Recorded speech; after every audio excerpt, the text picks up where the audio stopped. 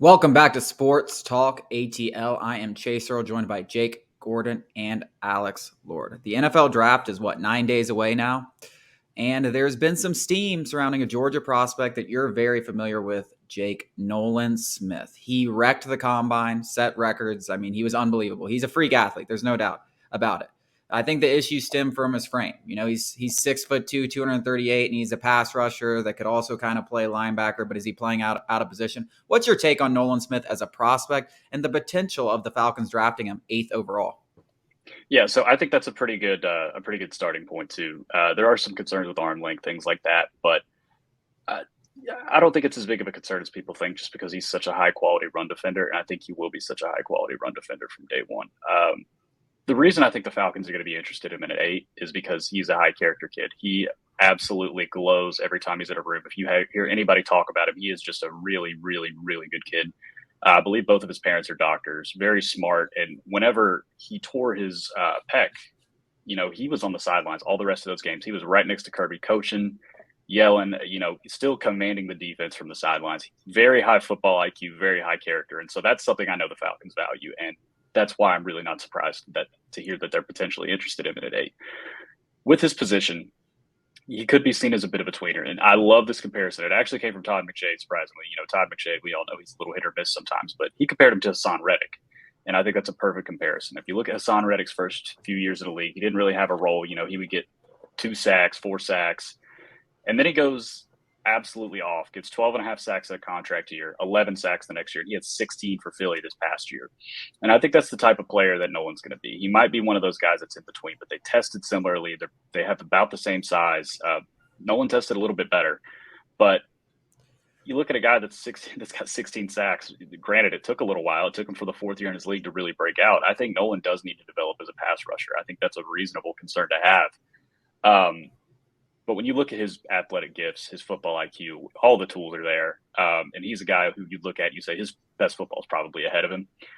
So I'm absolutely buying the Falcons being interested at 8. Do I think he's worth the 8th pick? I think it'll depend on who's on the board.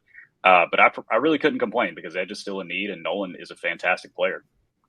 Yeah, I think you said everything without saying it. That it's Hassan Reddick went to the Cardinals and they were shit. They didn't know how to use him. And I think the same thing comes down to Nolan Smith, that if he goes somewhere like the Cardinals, not the Cardinals, but somewhere where, the defensive coordinator is trying to do, the whole square round peg, it's not going to work out. Correct. If Ryan Nielsen, the new Falcons defensive coordinator, isn't that guy who could, maximize somebody's gift. Look, I've looked at the personnel and I've kind of thought about it a little bit. This team is not going to run a traditional 4-3. There's no way. I'm glad you brought this up too. Yes. They just don't have the personnel. So, if they pick Nolan Smith, don't expect him to just be that, 4-3 weak side defensive end who's, generally speaking, they're like 280. He's not going to be that guy. So we don't have to worry about that. You cannot play him in an even front. Yes, correct. Yeah. So I think that we could put those words to bed right now, that if it is, Nolan Smith, we don't have to worry about, having him try to hold down the edge against a 300-pound tackle. I mean, I have seen him do that. That's the craziest part, is like I've seen him take on SEC pulling guards and like knock them back. Like I've seen it live and I was like, holy shit, who was that? Was that Nolan Smith? So like, I get the size thing is it's a concern and it's a valid concern. But he's so quick and fast that like he hits harder than maybe his weight would advertise, if that makes sense. Yeah, he ran the second fastest 40 at a combine for a defensive lineman since 2003. The kid is an athletic specimen.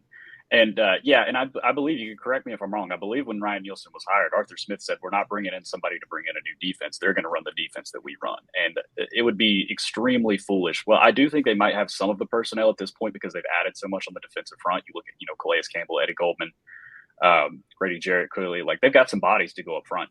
But the rest of the team just wouldn't make very much sense, especially with the way they've drafted these edge rushers. It really wouldn't make sense now to switch to an even front. And I don't think they will. And if they don't, Arnold Ebiketie is not the profile to be a 4-3 Neither is defensive. D'Angelo Malone's another undersized guy. Yeah. Neither one of them would be able to play pretty much. Yeah, I mean, it's hard for me not to think about my man Vic Beasley every time I look at Nolan Smith. No. Hear me out. Like, and I'm going to say why. Like, listen, athletically, like, they're both freaks, right? You know, they came out of college running 4.4s. Like, Vic Beasley looked like a Greek god. Nolan Smith looks like a Greek god. Like, they're a little undersized. And we all know how Vic Beasley turned out. He just didn't turn out great. But the difference between the two is one absolutely loves football. One is a high character, love football kind of guy. And I just feel like Nolan Smith, with all those athletic traits, and as much as he loves the game, if he stays healthy and keeps grinding, he's going to figure out a role for himself. And it doesn't matter if it's as a linebacker off ball or if it's an edge rusher or a mix of both. Like, he will find a role for himself because he loves the game that much. He's a high IQ guy, and he is an athletic freak. So you get him in the right system, he's going to be good. Now, it might not be year one. It might not be hopefully it's year two, but it might not be year one. That's, I think, the biggest hesitancy towards drafting a guy like Nolan Smith at 8. Like, you want to be competitive next year, and it really, should the Falcons be that worried about it? Probably not. But there's some hype around this team. Like, as a fan, you want them to get a guy who's going to be an impact player. And is Nolan Smith going to be that guy? Not as much as probably some of the other prospects that could be available. So let me push back, dude. For much of the season, not us, but in general, people were talking about this guy being a top 10 prospect, like, for much of the season. And then it just went away. Maybe he tore the pec. He didn't, he wasn't on the big stage competing.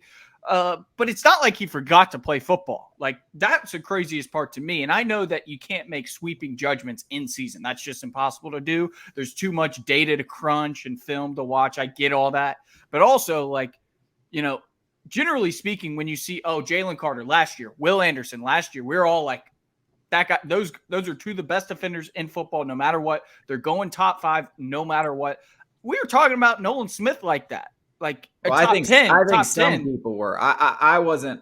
Yeah, I mean, I think he's been like around the same spot in the 10 to 20 range, borderline top 10 for the last year. Now, some people, after he tore his pec, immediately dropped him. But once they saw him perform at the combine, it was like, oh, this guy's fine. Like, he's healthy, he can still play. And then it just went back to where it was.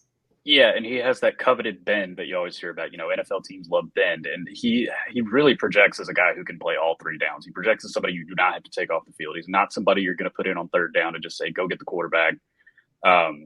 He's like most guys that come out of a Kirby Smart defense. He's a high quality run defender. He's a willing tackler. He's willing to get his hands dirty, and that's something the Falcons really need. I think. I obviously you see the flag above my shoulder. I'm a fan. I understand that, but I still really like Nolan Smith, and I am saying if you can trade back, I think you may still be able to get him. I don't know if they're willing to take that risk, but we've heard rumors of the Steelers potentially wanting to move up for Jalen Carter. And if the Falcons, who are hosting him today, can convince enough people that they're interested in him at 8, you might be able to get a 1st-round pick next year and still get Nolan Smith, which would be my ideal scenario. You talk about positional versatility, and this is a defense, and we have a new coordinator, so we don't know exactly what, the schematics are really going to be. The past 2 years, the Falcons were not afraid to ask their outside linebackers to drop into coverage. Lorenzo Carter, Ogundeji, all of them were dropping into coverage at some point in time. It wasn't regularly, but they did. And Nolan Smith could definitely do that.